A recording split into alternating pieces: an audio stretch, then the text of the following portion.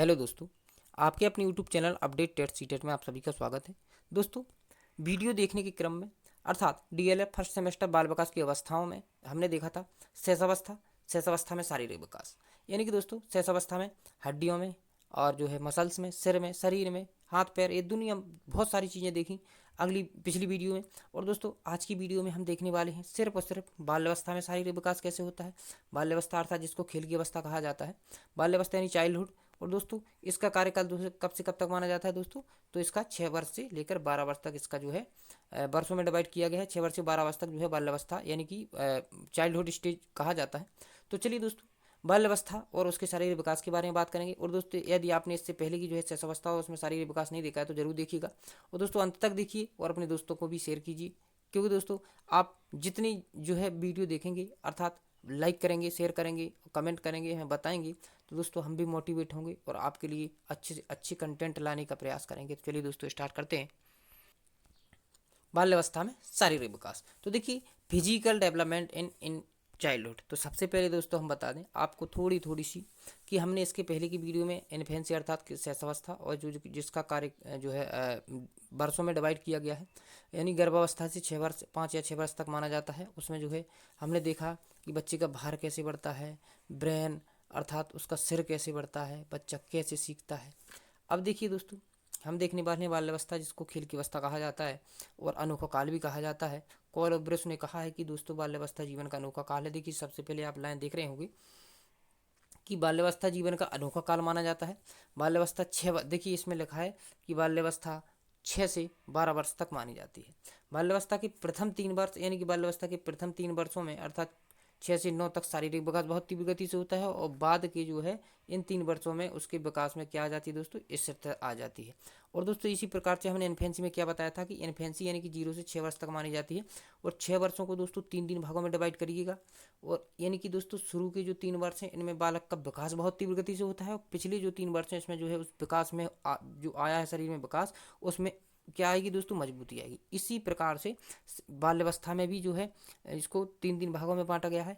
अर्थात दोस्तों पहले जो है इसमें तीव्र गति से विकास होगा और बाद में दोस्तों उस विकास में स्थायित्व आ जाएगी। यानी कि दोस्तों हम बता दें आपको, जब बच्चा, देखिए दोस्तों आप कह सकते हैं कि आप जो है यह एक बच्चा लेटा है, तो बच्चा यदि कुछ उठाने का प्रयास करता है, यदि आप उसके हाथ में कुछ रख देते हैं तो दोस्तों उसको वह उंगली से पकड़ कर नहीं उठा पाएगा, वह पूरा का पूरा हाथ में पकड़ेगा और पूरा का पूरा हाथ अपने मुंह में लगाता है। अर्थात दोस्तों जैसा कि हम अपने 2 या 3 उंगलियों से पकड़ने के हिसाब से अपने मुंह में जो कुछ खाने का प्रयास करते हैं, परंतु दोस्तों आप उसको कुछ भी देंगे तो वह पूरे हाथ से पकड़ेगा और दोस्तों पूरा का पूरा हाथ अपने मुंह में लगाएगा, चाहे दोस्तों उसके जो है कुछ भी ऐसी चीज़ें हैं।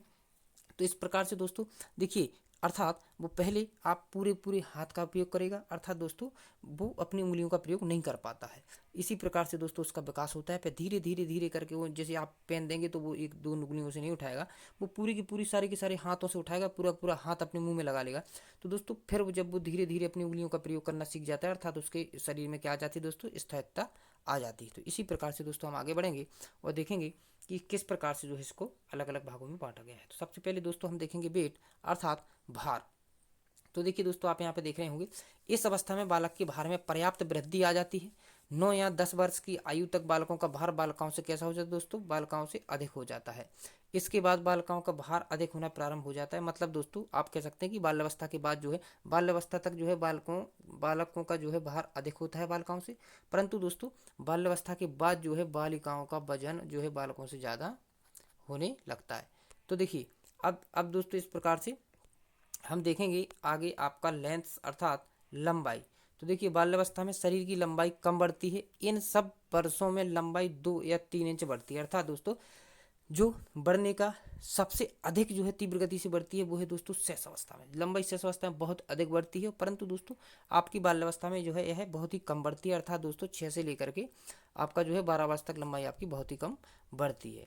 अब देखेंगे दोस्तों हम बोन्स अर्थात हड्डियाँ। तो इसमें क्या होता है, इसमें होता है कि जो है इस अवस्था में 4 या 5 वर्षों में हड्डियों की संख्या में वृद्धि होगी और 10 या 12 वर्ष की आयु में हड्डियों का दृढ़ीकरण यानी कि दोस्तों क्या मजबूती होना प्रारंभ हो जाता है।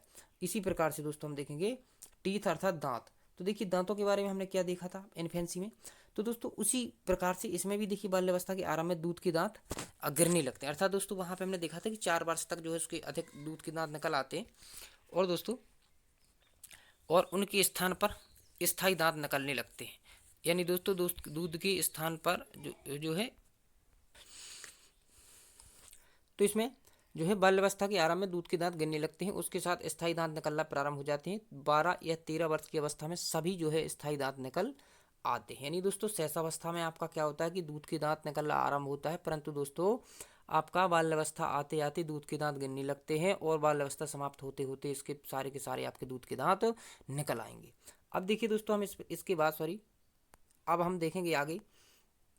अब देखेंगे हम क्या है मांसपेशियां, मसल्स के बारे में देखेंगे कि दोस्तों क्या इसमें बताया गया है, तो हम इस पर ध्यान देंगे। और देखिए बालक का हम देख रहे हैं दोस्तों शारीरिक विकास, क्या देख रहे हैं दोस्तों, बालक का शारीरिक विकास। तो शारीरिक विकास के अंतर्गत देखेंगे मांसपेशियों का भार 8 वर्ष तक कुल भार का 27% हो जाता है। यानी दोस्तों 8 वर्ष तक जो कुल भार होता है उसका 27% हो जाता है।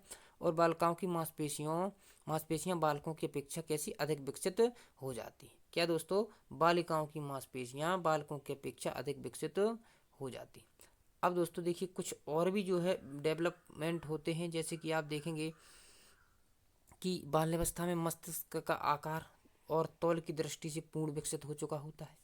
और दोस्तों आप देखेंगे बाल्यावस्था में सिर के आकार में क्रमशः परिवर्तन होता रहता है और इस अवस्था में बच्चों के लगभग सभी अंगों का पूर्ण विकास हो चुका होता है। यानी दोस्तों बाल्यावस्था में जो बच्चे के अंग होते हैं उसका पूर्ण विकास हो चुका होता है तथा वह अपनी शारीरिक गति पर नियंत्रण रखना सीख जाता है। इस प्रकार से दोस्तों हमने बाल्यावस्था और बाल्यावस्था में शारीरिक विकास के बारे में चर्चा की। और दोस्तों देखिए अब आता है किशोर अवस्था में शारीरिक विकास।